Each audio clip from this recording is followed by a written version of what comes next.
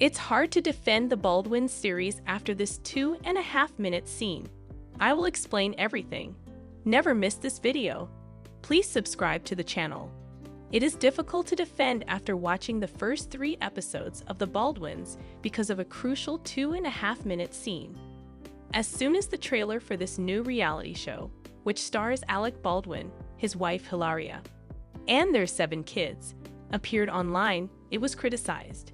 In light of the terrible murder of cinematographer Helena Hutchins on the Rust set in 2021 after she was shot by a gun that Baldwin was holding, many people thought the show was unsuitable. The idea that the Baldwins were trying to make money off of a tragedy remained, despite viewers knowing prior to the premiere that Baldwin's involuntary manslaughter charge had been dropped. While all reality show producers are searching for the next Osbournes, why not the Baldwin family? Let's put aside our judgment for a moment. The high-profile case could be used as a hook to entice viewers before the focus shifts, and filming during this time could be coincidence. But after watching the first 3 episodes, it seems like the show could have already gone too far. The approaching court date and its effects on the family are mentioned several times in the first 2 episodes. It's indisputable that such an incident and the resulting legal dispute would be taxing on all parties, regardless of individual opinions on the matter. The Baldwins' actual intent, however, is still unclear. Is it to depict the ordeal or provide a fun look into a big family enmeshed in controversy? Alec, who won an Emmy, is shown in the 3rd episode, coming home during his trial. The preview for the previous episode prominently highlighted this scene as the show's high point. This crucial scene, however, only lasts 2.5 minutes until a title card telling Alec that he cannot talk about the case because of possible appeals and civil cases appears. The absence of video capturing the family's lives just before or after the trial is not excused by this. 1 week after the family returns home, the narrative abruptly and mysteriously skips ahead. With nearly half of the Baldwins cast, including Alec, Hilaria, and 2 of their kids, moving to New Mexico, the decision to forego normal life coverage after the trial is strange and calls into question the show's very purpose. As though it has already been cut, the show plods onward. After deciding to take care of their mental health for the benefit of their family, we see the Baldwins going to a therapy session. The therapist comes out as more of a stand-in, like a performer acting out actual events. Some viewers may find this more acceptable than letting cameras inside a real therapy session. It didn't seem to produce any results if it was a real session. All of this leads up to what is likely meant to be a dramatic cliffhanger for the following episode, in which Alec indicates that his advanced age makes it difficult for him to handle public life and that he does not want to go back to his former way of life.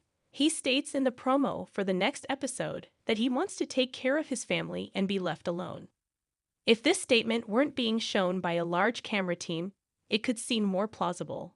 Hilaria claimed they accepted the show because they found the right people to make it with in an interview with People magazine. She insisted that the goal was honesty rather than drama, neither of which is a real goal. The show feels aimless now that it has passed the testing. If the goal of this reality show is still unknown, there is no compelling reason for its production, and there is no motivation for me or anybody else to continue watching.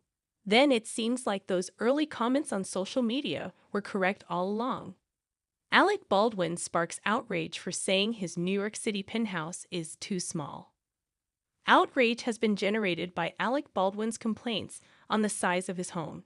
During the season premiere of their show, The Baldwins, the 66-year-old actor revealed that he and his wife, Hilaria Baldwin, and their 7 children live in Manhattan. Alec discussed his penthouse's lack of room with the team in the first episode, which aired last month, claiming that there were problems with it. In a candid interview, he stated, "We know it's too small, but we have a 5-bedroom apartment," adding that 2 of his children share a room with his 3 boys. But now that Alec's comments have gone viral on X, many viewers are making fun of the A-lister, who also spends the summer in East Hampton with his family, for griping about the apartment's cramped layout. One wrote, "With 8 children, we occupied a 4,650 square foot house with 4 bedrooms and 3 bathrooms. The fact that they live in an apartment is his issue. Our children slept in the same bedroom. We had 3 acres, and the kids were always playing in the creek that ran down one of the paths. He made the decision to reside there. Ah, you see, the struggle is real."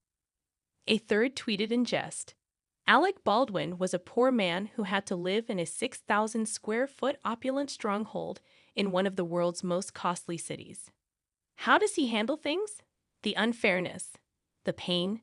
Some admirers, however, felt more pity for the actor and saw the necessity of additional bedrooms, particularly when one has a large family.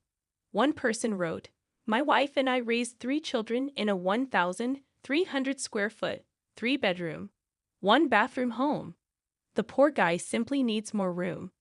I believe it's because he doesn't have a yard. The yard is his dwelling. With 3 or more kids and no yard, I would also feel crowded. The kids can go, which is the best thing about a house." According to Curved, the 30 rock star paid $11.07 for his NYC condo when he first purchased it in 2011. Back in November 2022, Baldwin listed his Hamptons home for sale, asking $29 million for it. But the 10,000 square foot farmhouse was lowered to $18.9 million in July 2024. He lives with his wife, whom he married in 2012, and their 7 children. Ilaria, 2, Maria, 3, Rafael, 9, Leonardo, 8, Romino, 6, Eduardo, 4, and Carmen, 11. Additionally, Alec and his ex-wife, Kim Basinger, have a 29-year-old daughter named Ireland.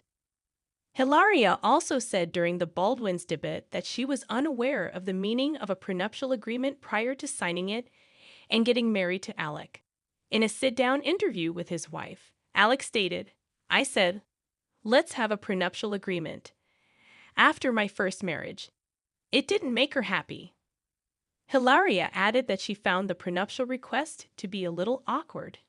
She said, "But I really don't understand what a prenup is, because you say this is what happens after a certain number of children. And I thought, you know what? I'll simply sign it," which at the time was probably really foolish of me. Hilaria said that if she was given a prenup now, she would read it again. However, she clarified that before getting married, she and Alec ultimately decided they didn't need the prenup. "I just said, I won't sign it. I don't really want to think about the end by the beginning. And then you were like, yeah, I don't want to do it either," she concluded. After the first episode of The Baldwins came out, it was ripped apart by critics, with The Guardian's Lucy Mangan calling the show a new low for television, and added that the timing of the series was in extremely poor taste. The series was filmed ahead of Baldwin's involuntary manslaughter trial for the fatal shooting of cinematographer Helena Hutchins, who was killed when a prop gun went off while Baldwin was rehearsing a scene on the set of the movie Rust in 2021. In July 2024, a judge dismissed the manslaughter case with prejudice based on the misconduct of police and prosecutors over the withholding of evidence from the defense. The prosecution will not be able to file charges against Baldwin again in Hutchins' death. No more today. What are you thinking about this gossip today? Let us know in the comments, and stay tuned by subscribing to our channel to get more updates like this. Thank you.